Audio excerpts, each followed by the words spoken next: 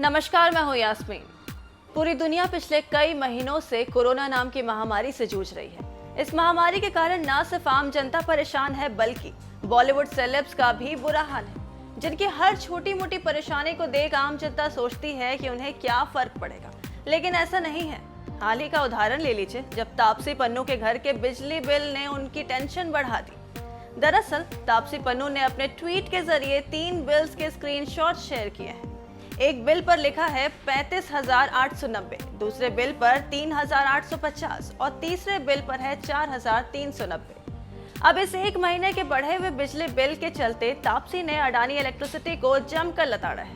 पहले ट्वीट में तापसी लिखती हैं कि लॉकडाउन को 3 महीने ही हुए हैं और मुझे हैरानी है कि पिछले 1 महीने में मैंने ऐसे कौन से नए उपकरण का यूज किया है या मैं खरीद कर लाई हूँ जो मेरा बिजली का बिल इतना बढ़ गया।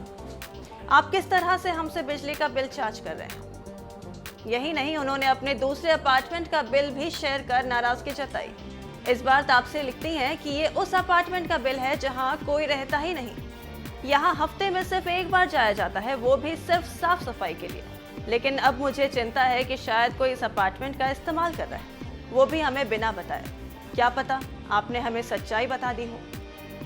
तापसी के इन ट्वीट्स पर अडानी इलेक्ट्रिसिटी की ओर से तुरंत जवाब तो आ गया, लेकिन तापसी ने उसका स्क्रीनशॉट शेयर कर बताया कि जो लिंक उन्हें दी गई वो किसी काम की ही नहीं है।